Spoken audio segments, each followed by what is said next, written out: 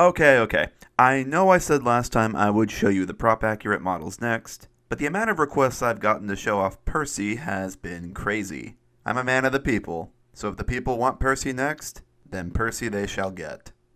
Here's how I built the little green caterpillar.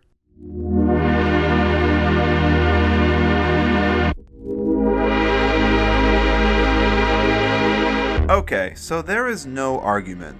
Percy is the biggest oddball of all the Thomas characters, specifically in the Railway series. Wilbert Awdry gave every character an actual basis, and whether I personally like the ones he chose or not, there is some basis in reality for all of them. Thomas is a Billington E2, Edward is a Furness K2, Henry was a disused Gresley design, etc. All examples pulled from real life.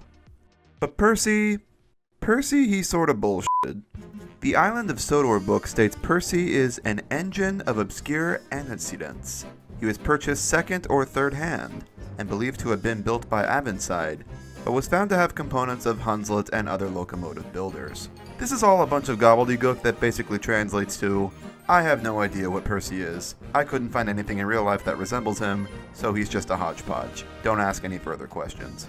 For some, this may be a bit frustrating, but I see it as a good thing. It means Percy is really up to our own interpretations. I have my own headcanon for him. Personally, I think the engine that Percy resembles most in real life is Cardiff Railway No. 5, later Great Western No. 1338, preserved today at Didcot Railway Centre. The engine was built by Kitson in Leeds, and worked in Wales with its twin No. 6, later 1339.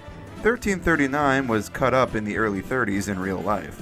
My personal headcanon is that Percy is 1339, and went off to Sodor after being found by Sir Topham Hatt.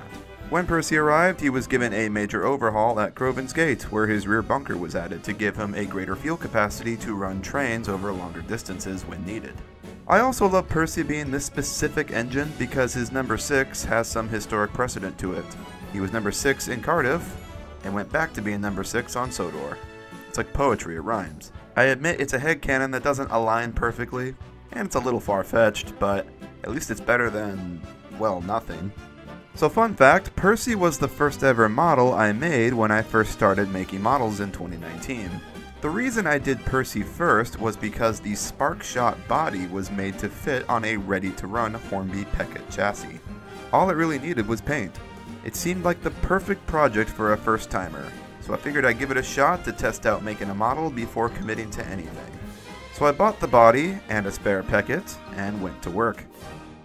I tested primer, tested out some green shades, tried my first ever hand at using water slide lining, number transfers, and handrails. The whole shebang.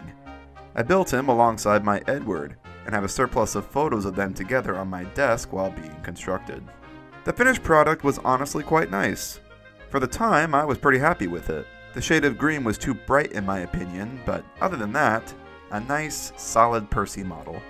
However, it had one problem that didn't really sit right with me.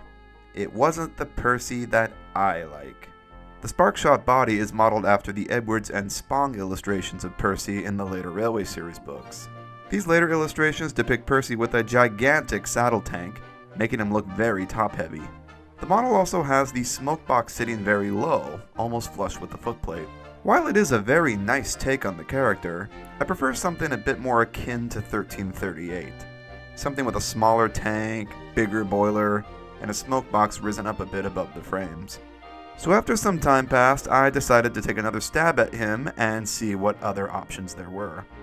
I found a great little body on Shapeways simply called GWR Shunter, which seemed to suit my interest pretty well. Larger boiler, visible frames, thinner saddle tank, and overall just a little bit bigger. I bought it.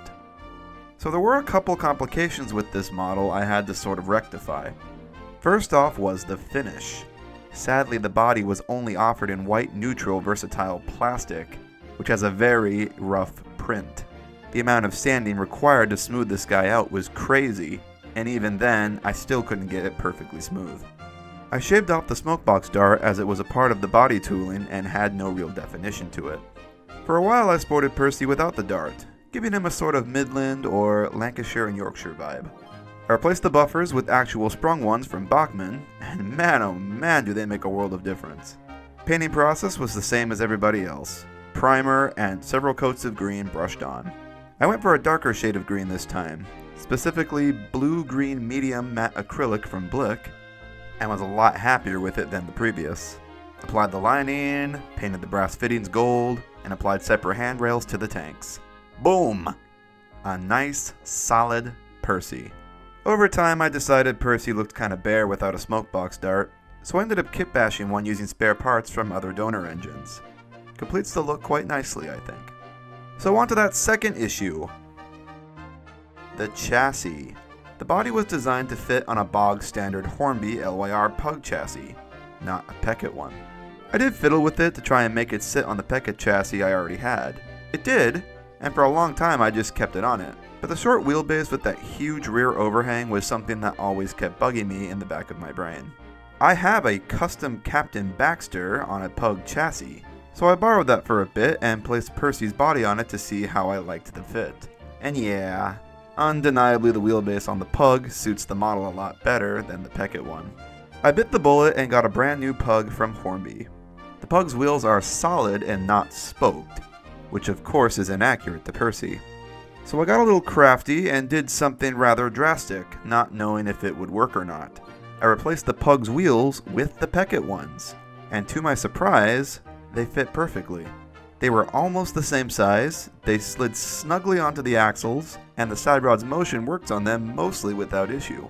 I then did some cosmetic work to the Pug's motion. I removed the cover piece over the pistons, and cut off the connector pieces on the rods. I missed the look of the red rods from the Peckett chassis, so I painted them up in red with black ends. Really gives them that industrial look.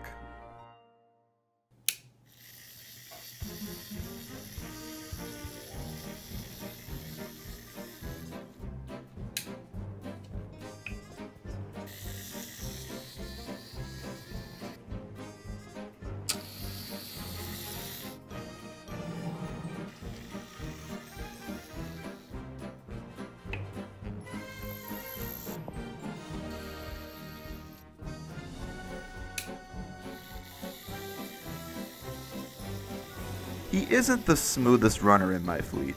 In fact, he is probably the worst of them all, and I attribute that to the Pug chassis. That is such an old model with outdated motor technology, it's just not consistent. I'm sure placing new wheels on it didn't help, but hey, you know, we all make sacrifices. And that brings us to current day. Percy is still the biggest oddball of the fleet, but he mostly looks like Percy in the way I envision him, and that's all that really matters to me. I will say though, I do want to redo him again someday. The overall finish is not the best, and I feel with the skills I've developed since making this, I can do a much better job now of smoothing him out. If possible, I'd love to commission a 3D modeler to make me a shell that resembles 1338 for a Peckett chassis, because honestly, that's the ideal Percy I want in my fleet. There's very little chance a company like Hornby would make such an obscure engine for 00, but who knows? Really, anything's possible these days. We got the GT3 for 00. Anything's possible. Thanks as always for watching, folks. You tell me what you'd like to see next. You want to see the Prop Accurate boys? How about Salty? Or how about a whole collection video of everything I own? I've been meaning to do a video on that. I feel like that could be very fun. See you all next time.